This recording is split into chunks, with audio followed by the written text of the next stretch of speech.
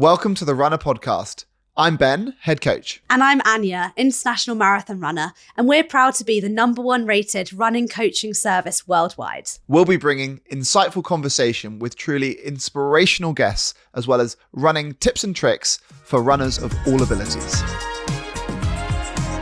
Today on the podcast, we're speaking to Clare Elms, who is a powerhouse in the world of masters athletics. She didn't find running till well into her 40s after having triplets, and now has over 14 British records, including the world records for the fastest mile time of a 60s plus athlete. She is a SOAR sponsored athlete and has a 5k time of 16:40, which is just incredible for any athlete. And she's done this while balancing being a parent, and it really shows what dedication she has for the sport and how she's pushed so many boundaries. Enjoy the episode. Hey Claire, how are you? Oh, I'm really well, thank you. Thank you for inviting me here. Oh, well, we are so excited to get to know you and share your incredible story. I guess we'd love to start with what got you into health, into moving your body at the start of your journey? Yeah, well, when I was at school, I was always very sporty. I grew up swimming, so I used to swim before school and after school, but it was never really a passion. And strangely enough, when I was young, I wasn't particularly competitive. I used to say, after you. Whereas when I started running later in life, I had to win, and I feel now I'm more competitive now. My kids were young, and I just wanted to get out and have a jog and clear my head.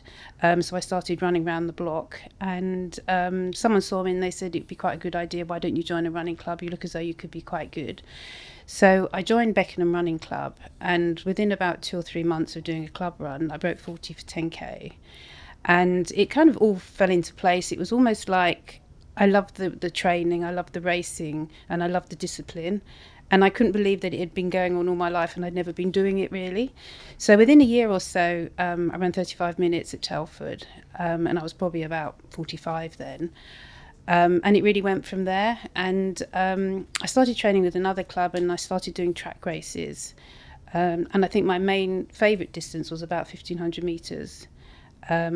So that was kind of the beginning of it, really. Wow. And so you kind of found exercise with your swimming, and then didn't find running till after you'd had your kids. I think probably I had probably a very good engine, as it were, so I was quite naturally sporty.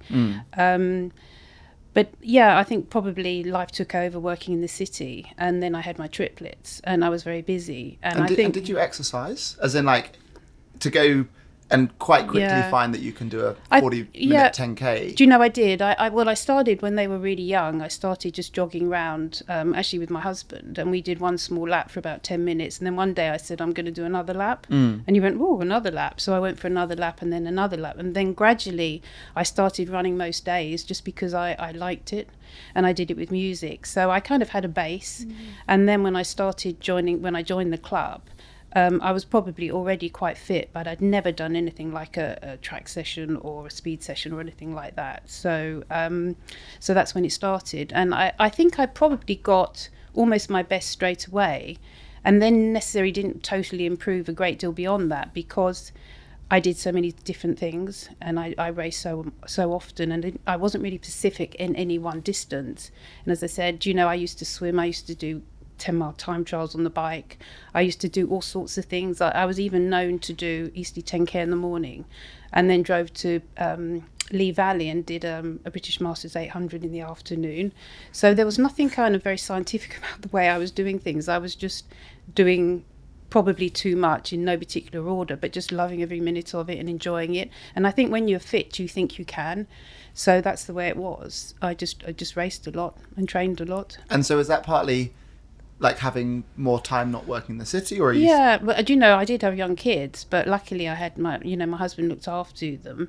I used to get up early. I'd do anything to run, really. So even on holidays, I'd be up at the crack of dawn, do my run, have a swim, and they wouldn't even notice that I'd been out before breakfast. So when there's a will, there's a way. You can do it. And how quickly did it go from, like you said, kind of 10-minute jog around the block to a few laps around the block to being this type of person who's doing a race in the morning on your running shoes? It happened all quite quickly. And it was a bit of a shock as well, because I couldn't quite work out how I could win like the Kent League cross country, having not really done any running before. I'd never done cross country before at school because they didn't do it at school.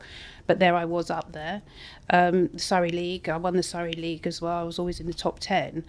And it was just really bizarre, and it was a bit of a shock. And I'd kind of think, gosh, you know, I've got to nearly 50, and suddenly I realised, you know, I have got a talent there. And I felt quite confident about it as well, because even when I didn't run so much when I was younger, I did swim, and I knew I was always very fit. I was very lucky. And yeah, natural probably endurance, I think. So you put it down to a natural genetic ability over a... I think, like I think maybe basic speed as well. I think I've got a basic speed there. I broke stats, you know, within about a year of running 10 for 3K. 15s came quite easily to me. So not huge speed like sprinting speed, but, you know, a good mile pace. Like five minutes for a mile quite quickly. So. And you joined the club? Yeah. How long did it take? Well, I joined the local club that was down the road, and then they didn't necessarily do the relays and things like that. So I then moved to Dulwich Runners, and they trained on the track every Tuesday, and they did a grass session on a Thursday during the day. So I joined in with them, and, you know, straight away I did get better. And did you realise how amazing you were? Because presumably there's women and men who've been training for 5-10 years, and you're beating them pretty quickly. Yeah, I suppose so, yeah. The other thing was... you know, with all the masters things going on, I think even up to 50 and over, I didn't really think about as myself as being a master runner. I was still competitive as a senior level. So I had masters as well. Say, for example, I won the Kent County Seniors cross country when I was 47. And it was, I outkicked a younger person, which was quite good in the finishing straight. So I was like 47, and I won. It's probably the oldest person ever to win one of the county champs. So. And so for those listening who aren't aware, is seniors over 40 or over 45? No, seniors is at me. Yeah. Oh, seniors is any age. Okay. Yeah. Oh, and so then masters is over 40? Is over 35 for women. So you're beating... the Anyas. well, yeah, cross country. Maybe not the Anyas, but I won the Surrey League, for example, and the Kent League as like against everyone. At the age of 47. Well, I won the Kent County Champs at 47. Yeah, wow. I won the South of England 3K at heaven knows what age. That was senior level, and you know, races like that. I was doing senior races as much as I was doing masters races as well. So yeah, and also it's probably kind of, you know, it was nice for me because no one knew me. I suddenly appeared, and there was no pressure. It was just fun, really. So there's probably more pressure now. Has that changed the fun? Yeah, no, I think it probably has. Yeah, I think it has. Yeah, and that's why I mentioned I then did other things as well. You know, time trials on my bike. I did sprint triathlons. I did duathlons just to get away from it all. And you know, you get fit doing them, but there's no pressure. You can just do that for fun as well. So now you're at the point where you can train with your children. Yeah. And they're old enough to like... Yeah, they're 24 now. Yeah. In fact, my daughter, I train with her when she's available. She's amazing for me to train with. That's incredible. Yeah. I probably beat my boys, actually. So. That is incredible. How is that relationship, like being able to train with each other? Do you push each other at different But you know, things? Lucy's lovely, and I've said it before, because she's 24, she went to Birmingham University, but she's not... She's probably like I was when I was young. She's not taken over her life. She'll do other things as well. So she doesn't do a great deal of running, but she's tried certain things like Hydrox this year and an aquathon. So she does different things. But, you know, she's really fast compared to my basic speed because I'm older now. And my endurance is I probably run more. So we kind of complement each other and we help each other. So, you know, I'll hang on to her on shorter things, and then maybe I've got a tiny bit more endurance on the longer things. But the amazing thing about her is she goes, we'll do what you want, Mum. You're more important. Which is a bit strange because normally mothers, it would be the other way around. Actually, having said that, there's not many mothers probably that train with 24-year-olds. So we have fun. It's good, and we push each other. So my mum will do like a park run, but never in a million years would she step foot on a track. That's so brave. I think it's definitely more. It's definitely like an environment that's more scary, and so many people say that they find track running much, much, much more scary to do because everyone's watching you. So, but if you can do a park run, That's the other thing with lots of clubs do vets leagues, which are track leads. So, there's everyone, they do 35-year-olds, 50s, 60s and above. And everyone has a go at doing 400s, 100s, 800s, 15s, 3Ks. You can try a long jump, you can try everything. And it's all just good fun, really. And people are competitive, but it's for fun. So, yeah. And so I guess getting into your running and all of your sport at a later age, have you found any challenges with injuries, or have you been doing touch with pretty plain sailing? I think probably I have had injuries, probably more so when I first started. But to be perfectly honest, I'm generally quite lucky, and I think maybe that boils down to the fact that if I feel a niggle, I'll do a long bike ride on a Sunday instead of going for a run, because I love doing that. So if the weather's nice, I can go out on my bike, or I can swim. I spent a lot of time one year on a watt bike. So I did loads and loads of watt bikes, which I got quite addicted to. I really quite enjoy that. When you've got a niggle and you're injured, you think you're really enjoying other things. So I did loads and loads of watt bike, and that makes you really super fit. So I think you've just got to, for me personally, as I've got older, if I think I've got something niggling, I won't session on a Tuesday, I'll leave it and just say I'm not going to do it today, I'm going to do it tomorrow or the next day. Whereas I think when I first started running, I wouldn't miss a Tuesday and I wouldn't miss a Thursday, because I felt I was missing out on a session and I wouldn't do it. So I just keep running. So I think if anything, the last few years I've had less niggles and injuries than I've had when I first started running, yeah. And do you think you're still getting stronger? I think I'm definitely getting stronger, because for the first time I've joined a gym and I've been doing lots of body pump and things this year. So really before I did so much running, swimming and cycling, I didn't do any strength work. And already I can feel myself, my core and my legs are getting stronger. So if anything, hopefully it's something that I've not done, so it's going to help me going forward to try and hold on to my times and stay competitive by being stronger as my body's stronger. I mean, it's absolutely mind-blowing thinking about some of the achievements and times you've ran. Is there a part of you that wishes you'd got into it earlier to know what you could have achieved? I think, they have this city age grading, or it's not city, it's probably, but then when you look at my age grading on some of my races, it would mean that I would have run very fast when I was younger. But it wasn't something that my school did really. I think we ran up to 200s. We never did cross country. And my mother didn't push me to do it, but my dad wanted me to swim, so I think I probably could have been very good if I'd done it. But we don't know, do we? No, I mean, if age grading works, then my age grading is very good, and it shows that I would have been running fast times when I was younger.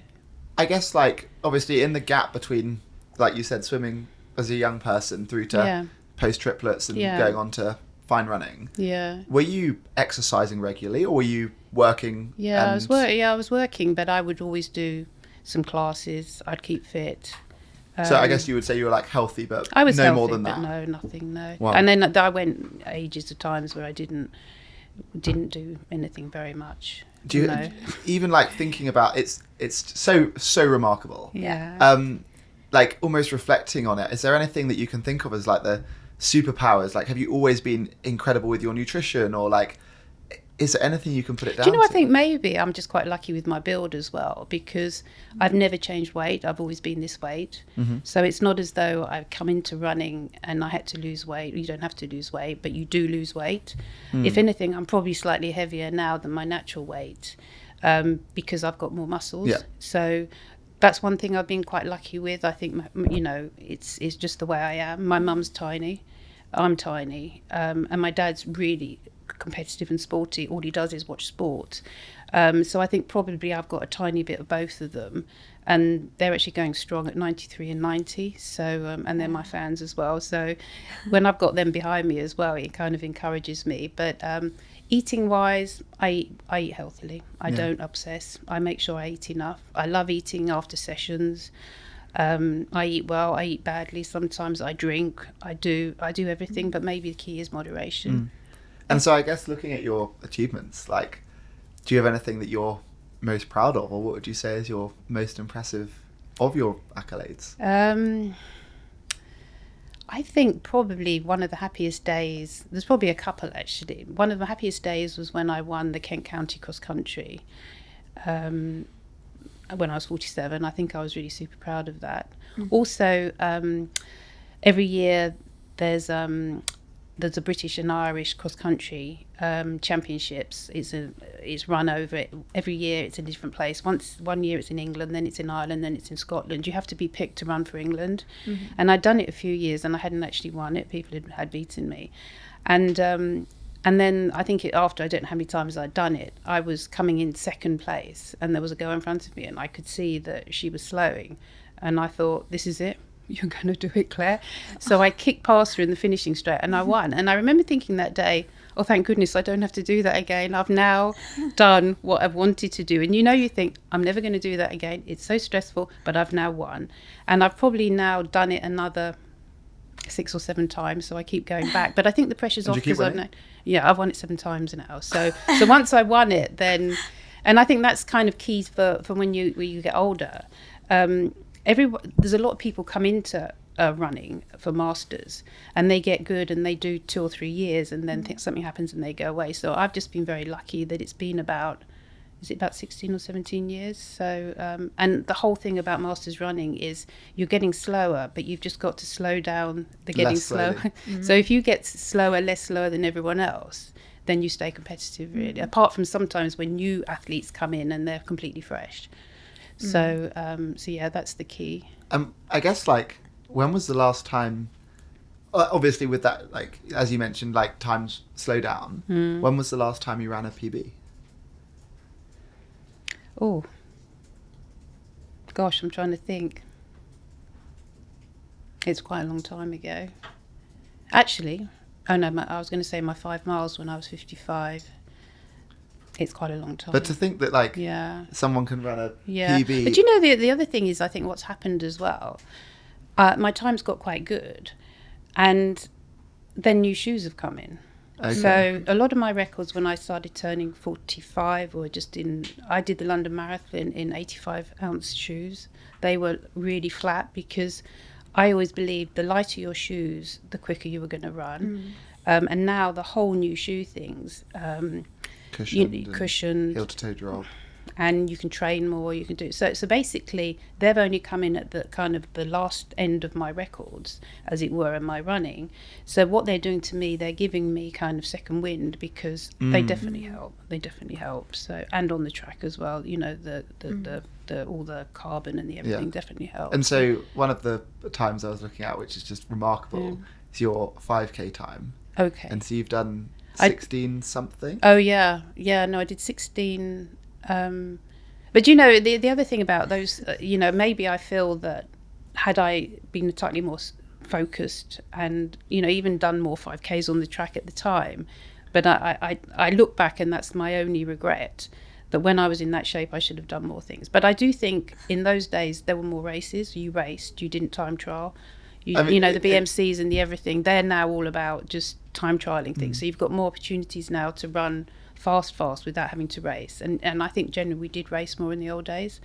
But yeah, no, that's quite good. And also when So what was your 5k PB? 16? It's 16:40 something, isn't it? And so do you remember, like, when I felt that day? It was just easy. I was floating. And how old were you? I can't remember. Isn't it dreadful? I'll have to get my power of 10 out. But so you kind of started your running at about 47, you mentioned. Yeah, no, it was before 45, just before 45 when I started running. And so you would have done that in your 50s? I think it probably, some of my fastest times, like my 1500 metre times, were when I was 50.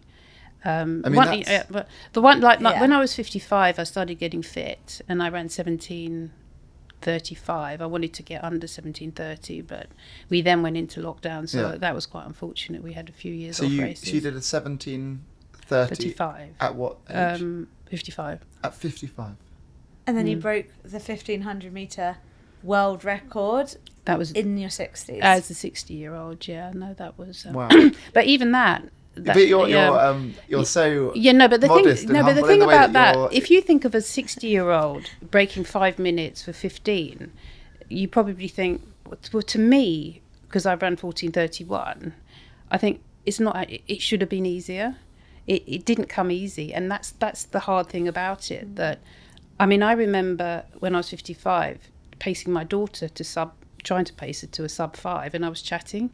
So basically what you're fighting with is going from getting older and things getting slower, but trying to be happy about them as well.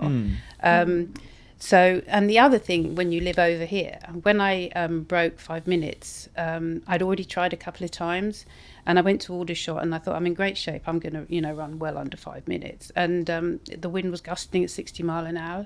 So outdoors, you've got certain things that limit you as well. And you have so many goes at it. You can only target so many races. So that's what happened leading up to me going under 5 minutes. And the other thing I would say, which I think's probably affected me more this year, was I put lots of pressure on myself when I turned 60. And the more pressure I put on myself, the harder the races seemed to be. And it was only when I got under 5 minutes for 15, I thought, oh, thank goodness I've done that. I went to an SAL the following week and I ran an 800 first, which was actually the British 800 metre record. And then I filled in for the 15 and I did it again. So it just shows you when you're just racing and enjoying yourself, you can actually run really well. But I suppose we're all the same. We do put pressure on ourselves. And the silly thing is no one really cares, except for you do put pressure on yourself, even at my age, which is a bit silly because we're doing it because we love it and no one's making us do it. So it should be fun, really. I mean, I find it amazing because you're so humpy. Almost every amazing achievement, you're almost saying how you could do a little bit better. You could have done a little bit. But don't you think everyone's like that? Isn't everyone like that in running? Because I think that's what makes you so incredible. You always want to do better, don't you? Everyone always wants to do better. Well, that's what drives you to keep being this good, is that you're not quite satisfied. I think you should be. That's the thing, looking back, you should be satisfied. That's the thing. Because now when I look back at some of the races and I thought, this or that or the other, I should have been more grateful for that at the time, I think. And I guess saying that, Jean, the pressure you put on yourself at 60 or whatever it's going to be, like, what do you want to achieve with your running over the next 10 years? Yeah. Or like, do you want to take the pressure off, or what's your feelings looking ahead? I think probably last year I was trying to be really good and focus on track work, because when certain people that I have to race just focus on track work, it's easier to focus on maybe 2 or 3 distances. Whereas I quite like to do all sorts of distances and always had, even up to the marathon. So as we get older, I'm finding it hard to compete with people like running a 15 as well as a half marathon. Yet I love half marathons and I really enjoyed the marathon as well. So I think I would, in a perfect world, what I'd like to do is move towards the road. Run in the nice carbon shoes, even try a marathon. It'd be quite exciting to do one. And then even just use that fitness to run shorter distances off that. So, but I don't know whether or not it'll work or not. And you mentioned your parents are in their 90s. 93 and 90, yeah. Would you like to be running in your 90s? Some people are. I don't think I probably will. I think most people that run in their 90s probably came into it later than I did. I don't know. But if you actually see the Masters, when you go to the World Champs and the Europeans, it's just incredible. It's absolutely incredible to see what some of the older people do. Especially the sprinters, I always think. They're just phenomenal. Absolutely amazing. Or maybe you'll be winning the sprints and the marathon. Yeah, maybe. I think actually as you get older, as long as you're still moving, it does get easier because less people are in the competition. Well, there's the famous quote that you don't stop running because you get old. You get old because you stop running. Yeah. So you can't stop. Do you know, the other thing is as well, in theory, marathon running, longer distance, maybe gets easier as you get older, maybe. I don't know, rather than the shorter stuff. I'm not sure. We'll see. Yeah. Do you have any advice for anybody looking to get into running at an older age, or like they're just petrified of how to start? Yeah. I suppose, there's so many opportunities now just with park runs, go along to park runs, start doing a bit of jogging yourself, get a tiny bit fit, go to clubs, join a club, join the local clubs, join the running groups. Even coffee shops have running groups now. There's so many places you can run. There's a British Masters veterans, the website. You can check out all the opportunities to race. Each area has a Masters club that you can join.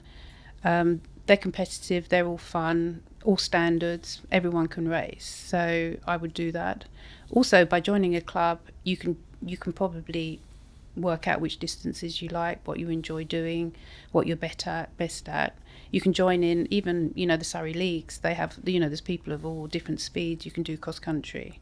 So there's masters cross country, there's masters events, everything, 5K champs, 10Ks, world champs, marathons.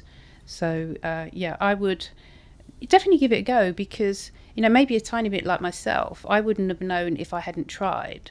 There might be so many people out there that could be really, really good, but they've just never done it, never come into it, especially from my age group, because I don't think maybe the women did it so much. Yeah.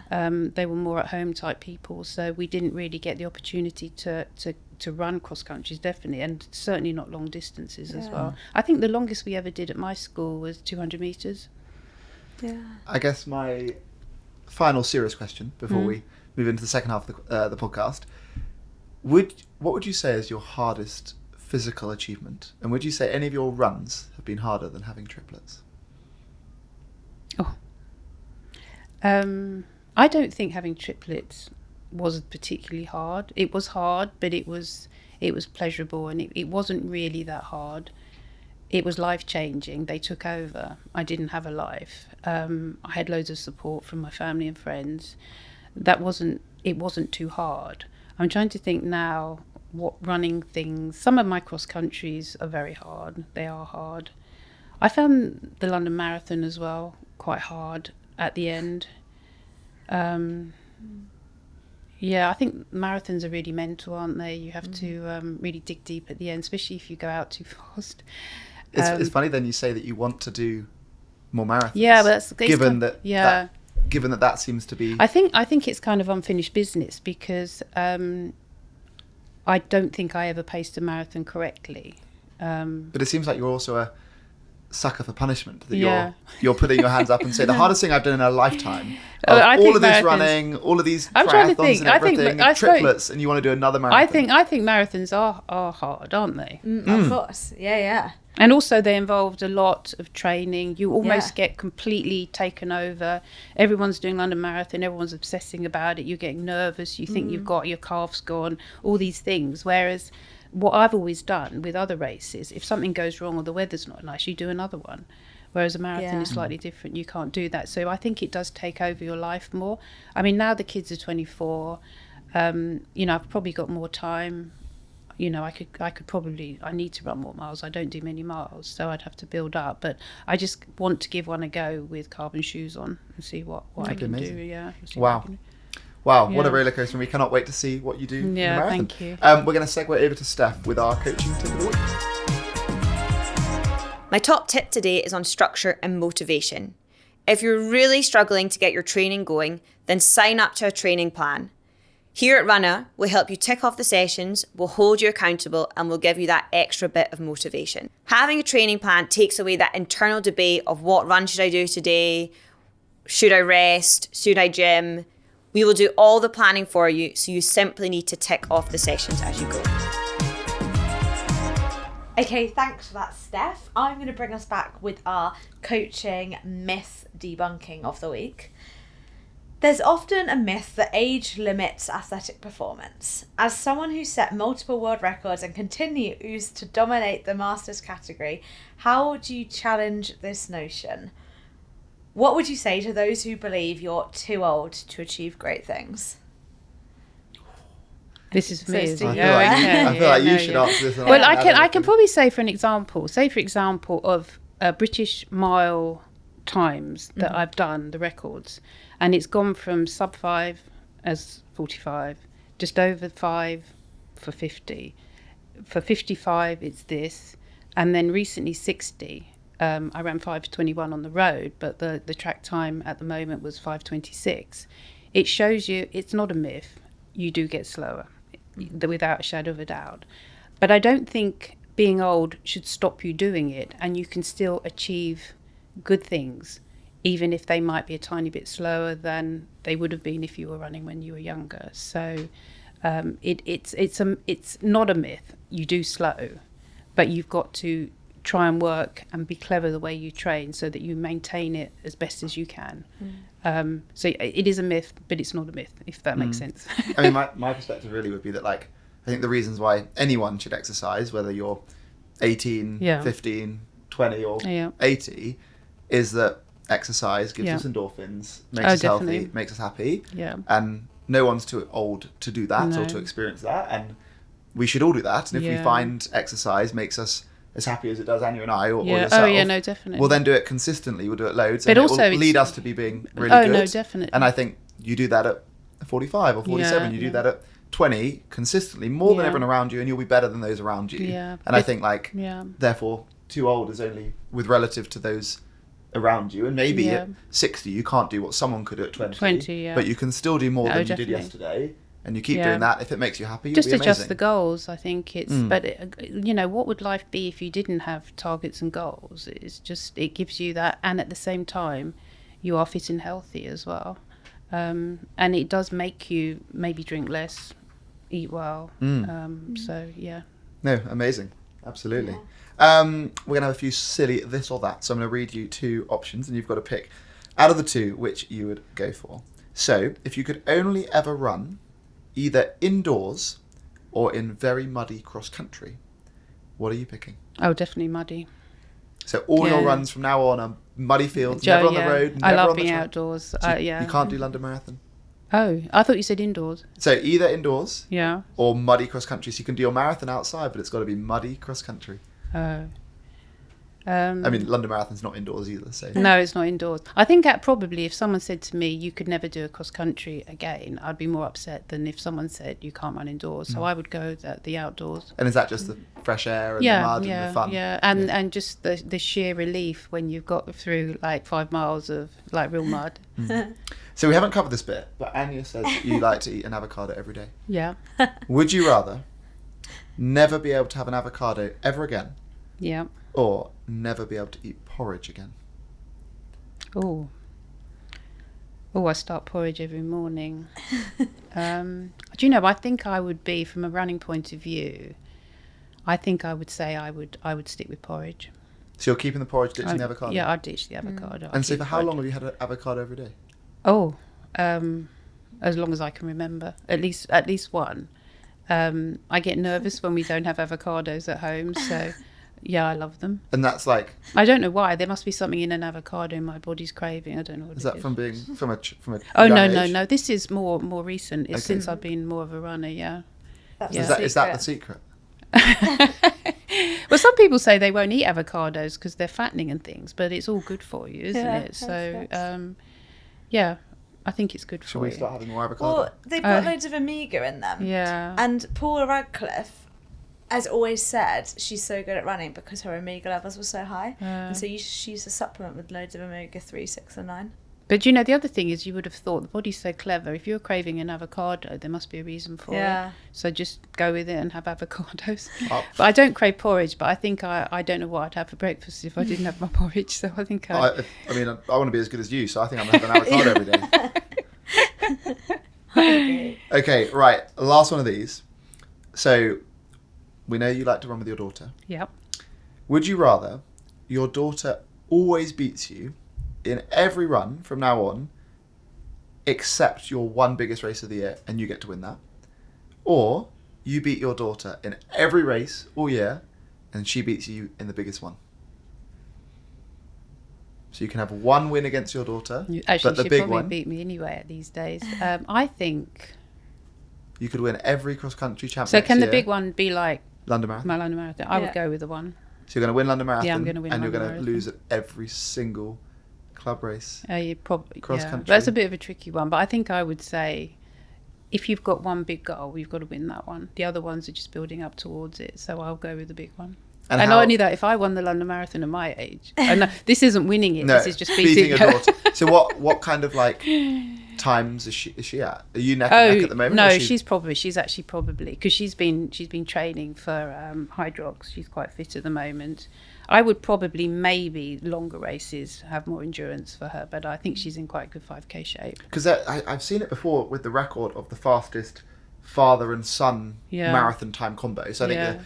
it's the world record for them both doing the same marathon, the average time. Yeah. Would you think we about actually going for thought that we with were your looking daughter? at the Oh, you half could do that. marathon. Actually, we were looking at the half marathon. It looked quite good. You could do that. Yeah, I think maybe the half. We need to check the half marathon. I don't. That she wouldn't want to do a marathon at the moment, but she would probably do the half marathon. Wow. The half marathon. That would be cool. Yeah. That'd be very I cool. want to do a half marathon, so I'm going to gradually build up and do things like that, and then I'll get her doing it because she can train with me. So Wow. That'd be so cool.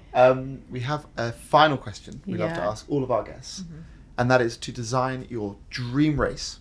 yeah. So if you could make any race, where would it be? How far is it? What's the food and drink at the finish? Oh my goodness. And who presents the prize? So starting off with, Oh my how God. far would your dream race be? Oh my goodness. Are we going to go through what surface or? Yeah, you can tell us everything about it. So for context, mine was an 11k race around Richmond Park on the tarmac. Okay. But you can have anywhere in the world. How far is it? Oh, Is it elite Really? race? Is it mass participation? I think maybe if I could go anywhere, let me think. I think maybe if I could train really well for it, maybe a 5k on the road, and I'd run super fast. And what are the other bits? Where? Where? Oh, somewhere where there's perfect conditions. It's not windy. It's not cold. It's not too Valencia? hot. Yeah, it seems to be quite Yeah, good pretty there. good there. Yeah. I Okay, think so somewhere like European or in the even winter like and somewhere in dry? the States, you know, Okay. like they do like Santa Barbara and Okay. Santa Monica, where it's not too warm, on flat road in perfect conditions, and say who's going to give me the prize. God, dearie me. I've got an amazing friend who's a masters athlete. She lives in Santa Barbara, and we're competitors on the track. And she's been so supportive and lovely with me. We help each other and we motivate each other, even though we're really, really competitive with each other. And she lives in Santa Barbara, and she does her track sessions out there, which is all lovely. I think I'd let Sue McDonald present me with the prize. That's amazing. And what would be think your so. victory food that everyone gets at the finish line? Food.